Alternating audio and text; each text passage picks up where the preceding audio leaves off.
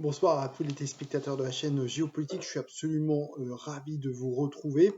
On va commenter évidemment les derniers événements qui sont en cours au Myanmar. Alors dès dimanche soir, dans ma vidéo, on avait évoqué la possibilité d'un coup d'État et d'ailleurs on avait averti également que, si vous vous rappelez bien, que la journée de lundi était peut-être la journée de tous les dangers, du fait que les parlementaires devaient se réunir pour la première fois depuis leur élection, et donc on craignait qu'à ce moment-là, les militaires pouvaient perturber la session parlementaire. Et c'est exactement ce qui s'est passé en fait.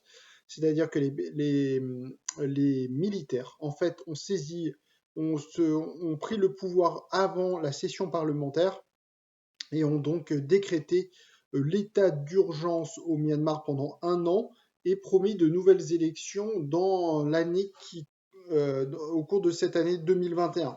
Toutefois, est-ce qu'ils vont honorer leurs promesses? On ne peut pas, on ne sait pas. Toutefois, à ce stade, donc on sait ce qu'on peut dire de ces coups d'État, euh, qu'il s'agit clairement d'un coup d'État, puisqu'il s'agit d'une prise de pouvoir par les militaires. Les, les présidents du Myanmar et la première ministre du Myanmar, Aung San Suu Kyi, ont été arrêtés et on ne sait d'ailleurs pas où ils sont à l'heure où on parle.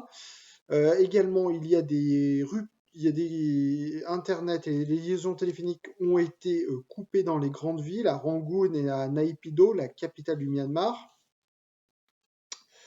Également, ce qu'on peut dire, c'est que on ne sait pas encore si la constitution de 2008 va être révoquée ou pas, ou va être maintenue. Les militaires ont menacé également de révoquer la constitution. Je rappelle que lors des précédents coups d'État en 1962 et en 1988, les constitutions avaient été révoquées à chaque fois. Donc si l'histoire se répète, et elle devrait normalement, on devrait assister à une révocation de la Constitution. Alors pour l'instant, ce coup d'État s'est fait sans effusion de sang, dans le plus grand calme. Il n'y a eu aucune manifestation. Il faut dire également que les rues des grandes villes du Myanmar sont quadrillées par l'armée, et donc ce qui empêche en fait les gens de manifester leur hostilité à ce coup d'État, qui est probablement, disons-le, assez impopulaire dans le pays. D'autant plus qu'au mois de novembre dernier, Madame Aung San Suu Kyi avait remporté les élections avec son parti, le NLD, avec plus de 82% des voix, justement par rejet en fait au pouvoir militaire. Et donc en fait, si vous voulez, c'est un retour de bâton que vient de recevoir en fait le Myanmar, c'est-à-dire qu'en fait, les Myanmarais avaient voté à 82% pour justement pour un régime démocratique, et en retour, ils ont eu un coup d'État. En fait, tout ça, comment peut-on expliquer quand en fait les urnes ont été à ce point, la voix du peuple a été à ce point bafouée. Alors ceci peut s'expliquer par le fait que justement ce score de 82% du NLD, le parti de Aung San Suu Kyi, a justement peut-être en fait créé un sentiment de peur en fait au sein des militaires, qui se sont sentis sans doute terriblement affaiblis après cette défaite électorale cuisante.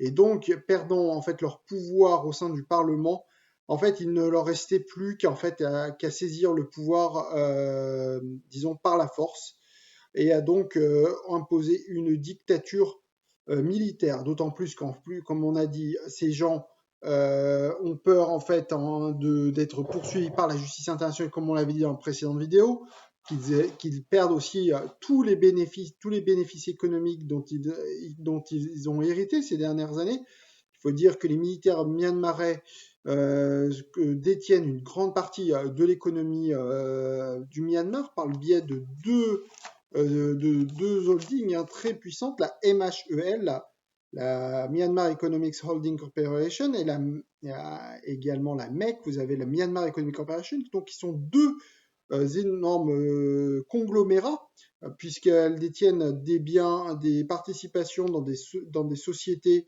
de cuivre, de télécom et de textile.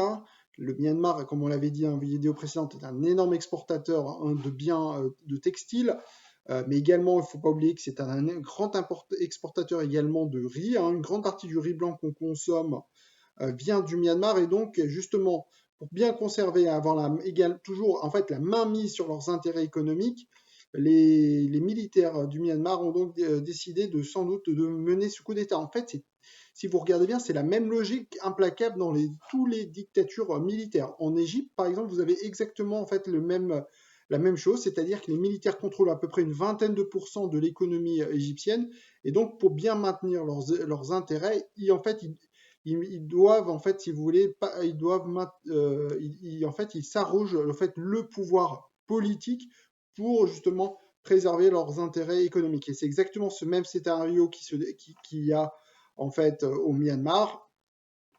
Donc, pour bien préserver ses intérêts économiques, le général Min Aung Hlaing, le chef d'état-major de l'armée myanmaraise, a donc décidé donc de recourir à ce coup d'État pour protéger ses intérêts économiques, pour protéger face à des poursuites judiciaires. Mais désormais, au-delà de ses intérêts personnels, qu'est-ce qu'il va avoir comme conséquence pour le Myanmar? Parce que c'est un pays extrêmement fragile, c'est un pays miné par les guerres interethniques. Non seulement, évidemment, la plus connue contre les Rohingyas, on a vu ce qui s'est passé depuis 2017 avec une répression qualifiée de génocide par les Nations Unies. D'ailleurs, le général Min Aung Hlaing est accusé, le chef d'état-major de l'armée du Myanmar est accusé d'intention, je cite, génocidaire. Et donc, désormais, qu'est-ce qui va se passer avec les autres minorités, autres que les Rohingyas? Je rappelle qu'également, il y a eu des guerres au Myanmar contre des minorités, notamment la minorité Karen. Il y a eu une guerre très importante entre l'armée du Myanmar et la minorité Karen, qui représente environ 7% de la population. Mais ce qu'il faut savoir de façon générale, c'est qu'un tiers de la population du Myanmar est issue de minorités qui ont des rapports très houleux, pour ne pas dire belliqueux, avec l'État central myanmarais. Donc, est-ce qu'ils vont mettre fin à leur guérilla, à leur guerre civile? On peut craindre, d'après les spécialistes, que justement, qu'il y a des craintes qui mettent fin en fait à l'accord de cessez-le-feu qui nous ont noué ces dernières années avec le pouvoir central du Myanmar, et que donc désormais on pourrait assister de nouveau à des confrontations entre l'armée du Myanmar et les minorités, comme la minorité Karen. Ensuite, une autre question donc, que j'ai déjà posée, c'est est-ce que la constitution de 2008 va être maintenue? Ceci, on voit bien qu'il y a une crainte que cette constitution pourrait être révoquée. Et donc, désormais, également, il va également se poser en fait la question de savoir si des sanctions internationales vont être imposées au Myanmar. À l'heure où je parle, il y a une réunion du Conseil de sécurité à New York qui se réunit et qui vraisemblablement échouera à adopter une résolution onusienne évoquant des sanctions. Et donc, ce qu'on va assister probablement, ce sont des sanctions de la part des États-Unis et du reste de la communauté internationale, probablement également de l'Union européenne, du Royaume-Uni, qui ont réagi très vigoureusement à cette annonce de coup d'État. Et donc, on va assister à des sanctions internationales très fortes contre le Myanmar, comme elles existaient avant 2011, avant que la junte militaire avait redonné le pouvoir, avait partagé le pouvoir avec les civils. Alors maintenant, la grande inconnue et sans doute beaucoup des événements prochains au Myanmar vont dépendre également du rapport entre la junte militaire et la République populaire de Chine, car la République de Chine, comme à beaucoup d'États asiatiques, a refusé de condamner les événements en cours au Myanmar. Elle ne reconnaît pas qu'il y a un coup d'État. Elle s'inquiète surtout de la stabilité du Myanmar. Et donc, évidemment, quand la meilleure stabilité pour les autorités chinoises, c'est que le pays est dirigé d'une main de fer par les militaires. Pareil, idem pour la Thaïlande, qui est également dirigée par une junte militaire. Et donc, elle aussi parle d'événements intérieurs dont la communauté internationale ne doit pas s'immiscer. Voici pour la réaction thaïlandaise. Donc, on voit que certains voisins du Myanmar réagissent dans l'indifférence aux événements en cours au Myanmar, comme la République populaire de Chine et la Thaïlande. Et donc, on peut imaginer que justement les Chinois, pour maintenir justement ce pouvoir en place au Myanmar, va continuer en fait d'investir dans l'économie du Myanmar pour justement si vous voulez, cimenter le pouvoir en place au Myanmar pour éviter une déstabilisation du Myanmar, une chute du régime et un pays qui pourrait basculer dans la guerre. Et donc, face aux sanctions internationales, en fait, le Myanmar pourrait, comme à l'époque, dans les années 90, dans les années 80, dans les années 70, utiliser en fait la voie chinoise, contourner les sanctions internationales par le biais de la Chine. Et donc, ceci serait un moyen en fait de contourner les sanctions internationales. C'est bien pour ça en fait, c'est que les militaires peut-être ne sont pas si effrayés que ça par les sanctions internationales. Ceci tout de même reste à voir, car il faut se rappeler qu'à l'époque, qu'avant la levée des sanctions internationales en 2011, l'économie du Myanmar était une économie exsangue.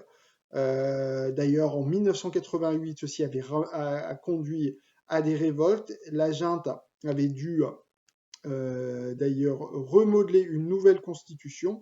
C'est une nouvelle junte qui avait pris le pouvoir en 1988, justement pour faire face aux révoltes. Et donc, il faudra quand même voir aussi si tout de même les militaires vont pouvoir diriger sereinement ce pays sans qu'aucune guerre éclate et sans que l'économie ne s'effondre. Et donc, tout ceci reste évidemment à voir, étant donné toutes les incertitudes qui entourent ce coup d'État au Myanmar.